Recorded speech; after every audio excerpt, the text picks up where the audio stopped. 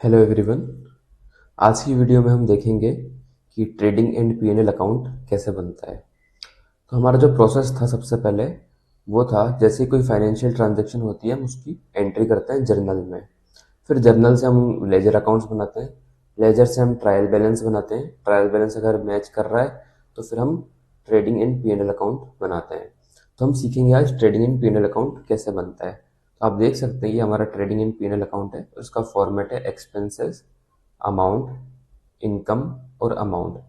तो यहाँ पे जो लेफ्ट साइड में तो सारे एक्सपेंसेस आ जाएंगे और राइट साइड में सारी इनकम आ जाएगी। अगर एक्सपेंसेस इनकम से ज़्यादा हैं तो वो लॉस है, और इनकम एक्सपेंसेस से ज़्यादा है तो फिर वो प्रॉफिट है। I hope it is clear. लेकिन हमारा एक फॉर्मेट होता है, हम उस फॉर्मेट में इन चीज़ों को करते हैं। इतना आसान ये है नहीं। तो अब देखते हैं कि फॉर्मेट क्या है। तो हमारे इसका नाम है account trading and PNL account. तो ये जो ऊपर वाला पार्ट है आप देख सकते हैं, ये वाला ये ट्रेडिंग का पोर्शन है, और नीचे वाला जो है वो हमारा पीएनएल का पोर्शन है। ये वाला जो हो गया हमारा पीएनएल का पोर्शन है। अब बात आती है ट्रेडिंग अकाउंट की। तो ट्रेडिंग अकाउंट की शुरुआत होती है ओपनिंग स्टॉक से। तो जो भी साल के स्टार्टिंग में आपके पास जो स्टॉक है, स्टॉक किस चीज़ का, या तो रॉ मटेरियल हो गया, या फिनिश गुड्स हो गए, या सेमी फिनिश गुड्स हो गए, इन तीनों में से किसी का भी, तीनों का स्टॉक है तो ओपनिंग स्टॉक में आ जाएगा। फिर आएगा नेट परचेज। नेट परचेज का मतलब होता है जो आपने परचेज किया है उसमें से आप परचेज रिटर्न माइनस कर दोगे तो आ जाएगा आपका नेट परचेज। तो और फिर उसके बाद आ जाएंगे डायरेक्ट एक्सपेंसेस। डायरेक्ट एक्सपेंसेस क्या होते हैं, जैसे कि wages and salaries, power, freight inward. तो डायरेक्ट एक्सपेंसेस वो खर्चे होते हैं जो खर्चे एक प्रोडक्ट को बनाने में सीधा सीधा उसमें लगते हैं। जैसे कि हम एक शर्ट मैन्युफैक्चर कर रहे हैं, तो शर्ट को मैन्युफैक्चर करने में क्या क्या सीधा सीधा खर्चा होता है। एक तो हो गया कपड़ा और बटन वगैरह, थ्रेड वगैरह, ये जो भी हो गया एक शर्ट को बनाने में सीधा सीधा ये खर्चा आता है, उसको तो हम बोलेंगे परचेज। हमने रॉ मटेरियल परचेज किया तो वो आ जाएगा इसमें। और फिर उसके बाद एक लेबर काम करता है उस शर्ट पे, तो वो डायरेक्ट खर्चा है। फैक्ट्री है, उसकी जो इलेक्ट्रिसिटी जो यूज़ होती है उसको पावर बोलते हैं, तो वो डायरेक्ट अपने खर्चे में आती है। रॉ मटेरियल लाने में जो खर्चा होता है वो कहलाता है फ्रेट इनवर्ड। तो वो जो खर्चा हो गया वो भी हमारा हो गया डायरेक्ट एक्सपेंसेस। जैसे कि आप ये एग्जांपल देख सकते हैं, ये एक फैक्ट्री है, उसमें ये रॉ मटेरियल आ रहा है, रॉ मटेरियल की कटिंग हो रही है, शर्ट स्टिच कर रहे हैं लेबर, और फिर वो प्रोडक्ट बन रहा है तो उसकी क्वालिटी चेक हो रही है। और भी डिपार्टमेंट्स है इसमें, अकाउंट्स डिपार्टमेंट हो गया, एचआर डिपार्टमेंट हो गया, सेल्स हो गया, कैफेटेरिया हो गया। तो इस तरह से कई सारे डिपार्टमेंट्स हैं जो कि अपना अपना काम कर रहे हैं। तो डायरेक्ट एक्सपेंसेस कौन कौन से हो गए, जैसे कि माल आया तो उसका माल भाड़ा लग गया, कटिंग करा कटिंग डिपार्टमेंट ने, और फिर स्टिच किया लेबर ने, और ये फैक्ट्री है उसमें इलेक्ट्रिसिटी वगैरह जल रही है, ये लेबर काम कर रहा है। तो इनके जो खर्चे हो गए, फैक्ट्री के जो खर्चे हो गए वो हो गए हमारे डायरेक्ट एक्सपेंसेस। फिर जैसे ही फैक्ट्री से माल निकलता है तो क्वालिटी चेक हो गया, सेल्स डिपार्टमेंट के खर्चे हो गए, कैफेटेरिया में लोग खाना वाना खाते हैं उसके खर्चे हो गए, अकाउंट्स में लोग बैठते हैं उनकी सैलरीज हो गई, एचआर के खर्चे हो गए जो कि ह्यूमन रिसोर्स होते हैं, जो ह्यूमन रिसोर्स को मैनेज करते हैं, एचआर डिपार्टमेंट कहलाता है, सैलरी वगैरह बनाना, ये सारे काम एचआर डिपार्टमेंट के होते हैं। तो ये सारे के सारे इनडायरेक्ट खर्चे हो जाएंगे।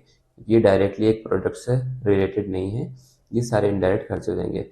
फिर हम मार्केट के लिए माल को भेजते हैं, निकालते हैं अपने फैक्ट्री से कहीं और लोड करके लेके जाते हैं, तो जो ये कहलाता है फ्रेट आउटवर्ड। ये सारे जो खर्चे हो गए वो इनडायरेक्ट खर्चे हो गए।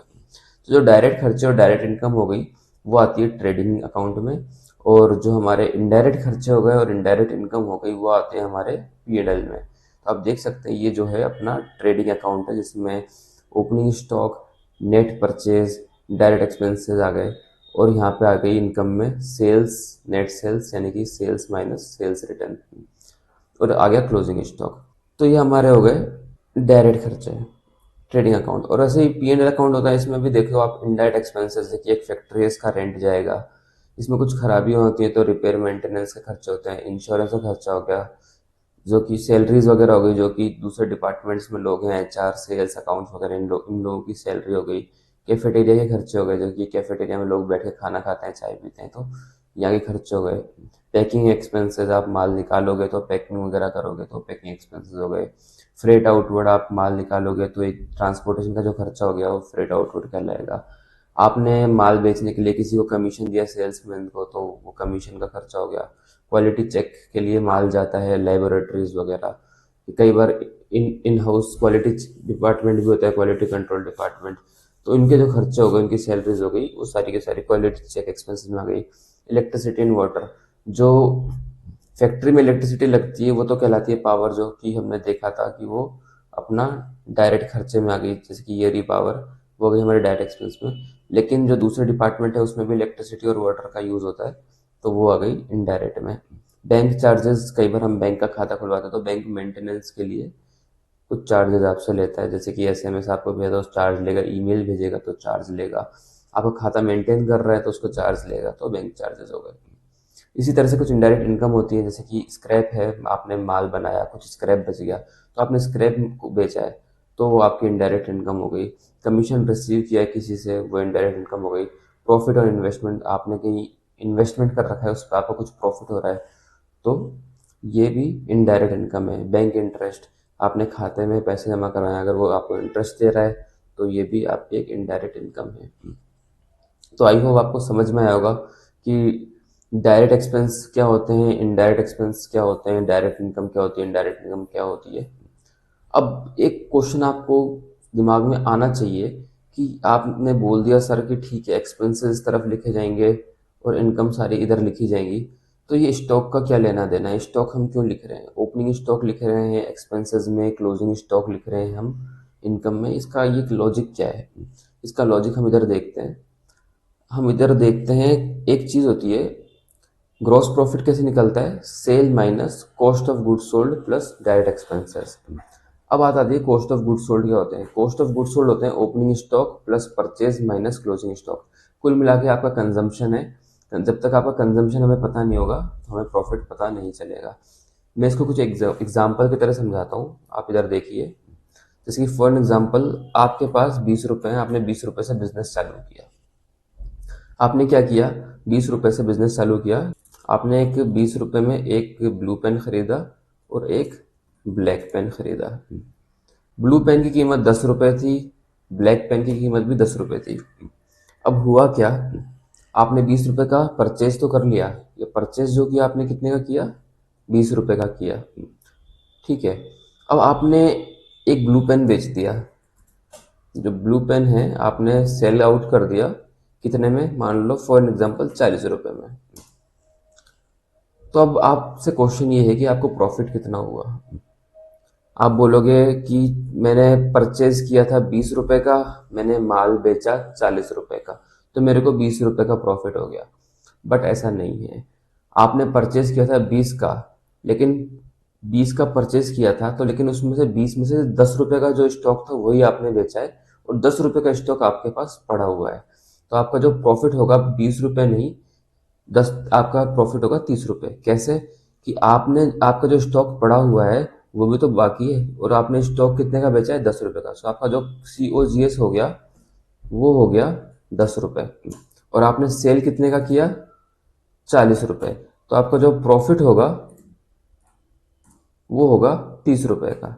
आई होप ये बात आपको क्लियर है। तो आपने माल कितने का बेचा, 10 रुपये का। तो यही COGS निकालने के लिए हम ये फॉर्मूला यूज करते हैं, opening stock plus purchase minus closing stock. तो अपना ओपनिंग स्टॉक तो इस अपने इस केस में कुछ भी नहीं था, क्योंकि हमने बिजनेस ही अभी चालू किया है, जीरो था ओपनिंग स्टॉक। मैं यहाँ लिख देता हूँ ओपनिंग स्टॉक, परचेज और क्लोजिंग स्टॉक। तो अपना अब इस केस में ओपनिंग स्टॉक तो कुछ था नहीं, क्योंकि हमने अपने पास कुछ था नहीं, क्योंकि हमने बिजनेस अभी अभी चालू किया है। तो ओपनिंग स्टॉक जीरो हो गया। परचेज हमने 20 रुपये ही करी है, ठीक है, और क्लोजिंग स्टॉक हमारे पास पड़ा है 10 रुपये का। ठीक है, तो इसका जो फॉर्मूला होता है आप इधर देखें, कॉक्स का फॉर्मूला होता है opening stock plus purchase minus closing stock. तो 0 + 20 - 10, तो COGS कितना हो गया, COGS भी हो गया अपना 10। तो 0 + 20 - 10, इसको माइनस है तो मैं इसको एक काम करता हूँ, इसको ब्रैकेट में लिख देता हूँ, तो आपको ज़्यादा आसानी से समझ में आएगा। Opening stock plus purchase minus closing stock, अपना COGS कितना हो गया 10, और अपनी सेल कितनी हो गई 40। तो अपना प्रॉफिट कितना निकल के आएगा, 30। तो यही चीज़ हमने इस टेबुलर फॉर्मेट में कर दी है। Opening stock plus purchase minus closing stock, अपना सीओजीएस निकल के आ जाएगा और सेल में से सीओजीएस माइनस कर देंगे तो हमारा प्रॉफिट निकल के आ जाएगा। तो ये जो ओपनिंग स्टॉक और क्लोजिंग स्टॉक लिखने का जो लॉजिक है वो यही है कि हम अपना कॉस्ट ऑफ गुड्स सोल्ड निकाल सकें। I hope it is clear. अगर कुछ डाउट्स हैं तो हम एवरी संडे डाउट क्लास लेंगे, एवरी संडे या सैटरडे जो भी होगा, तो आप डाउट क्लासेस में इस डाउट को क्लियर करवा सकते हैं। अब हम देखते हैं एग्जाम्पल। हमने पिछले वीडियो में हमने देखा था कि हमने एक ट्रेडिंग अकाउंट बनाया था, सॉरी ट्रायल बैलेंस बनाया था हमने, जो कि ये रहा स्क्रीन पे। तो हम इस ट्रायल बैलेंस से हम प्रॉफिट निकालते हैं। तो आप देख सकते हैं परचेज है हमारी 30,000 की, तो मैं यहाँ लिख दूंगा नेट परचेज जो थी हमारी 30,000 की है। हमने स्टॉक नहीं लिया था इसमें, ओपनिंग क्लोजिंग स्टॉक कुछ भी नहीं लिया था, तो मैं इसमें ओपनिंग क्लोजिंग स्टॉक कुछ भी नहीं ले रहा। फिर हमारा सेल्स आ गया 50,000 का, तो जो नेट सेल है हमारा है 50,000 का। इसके बाद हम देखते हैं परचेज रिटर्न है 1,000 रुपये, तो ये नेट परचेज नहीं होगा, ये होगा परचेज इतना, परचेज रिटर्न 1,000 रुपये का परचेज रिटर्न हो गया। अब हम देखते हैं बैंक इंटरेस्ट और बैंक चार्जेस। बैंक इंटरेस्ट है 1,000, बैंक चार्जेस है 200 रुपये। तो नीचे आते हैं, बैंक चार्जेस तो 200 रुपये हैं और बैंक इंटरेस्ट 1,000 रुपये है। तो कुल मिला के अब हमें प्रॉफिट निकालना है। तो आप देखेंगे सबसे पहले ज़्यादा किस तरफ है, तो आप देखेंगे सेल्स के साइड ज़्यादा है, तो आप इधर भी लिख देंगे 50,000 और यहाँ भी आप लिख देंगे 50,000। अब आप देखेंगे 30,000 माइनस 1,000 29,000 और 29,000 को हम माइनस कर देंगे 50,000 में से, तो यहाँ पे आ जाएगा आपका ग्रॉस प्रॉफिट। तो 50,000 माइनस 29,000 कितना होगा, मैं करके देख लेता हूँ। ये हो गया 50,000 माइनस और माइनस ये, तो हो गया 21,000। तो 21,000 जो हो गया हमारा ग्रॉस प्रॉफिट आ गया। अब जो ग्रॉस प्रॉफिट आता है, एक से ग्रॉस प्रॉफिट आता है हम उसको लिखेंगे, यहाँ पे लेके जाएंगे उसको।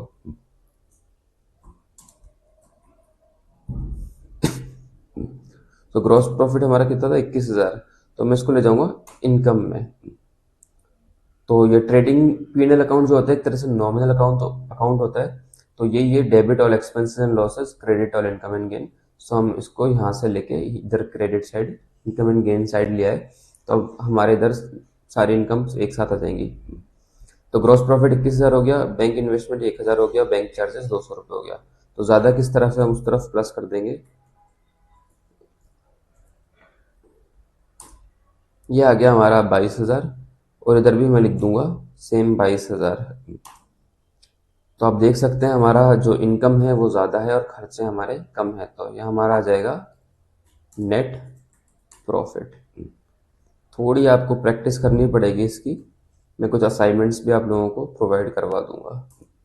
तो आप हमने देखा कि टोटल में से हमने ये खर्चे माइनस कर दिए, तो 21,800 हमारा नेट प्रॉफिट आ गया। तो इस तरह से हमारा ट्रेडिंग अकाउंट बनता है। अगर स्टॉक गिवन होता ओपनिंग और क्लोजिंग, तो हम ओपनिंग क्लोजिंग स्टॉक भी यहाँ पे डाल के अपना नेट प्रॉफिट निकाल लेते। तो इस तरह से बनता है हमारा ट्रेडिंग एंड पीएनएल अकाउंट। अगली वीडियो में हम देखेंगे balance sheet. Thank you so much.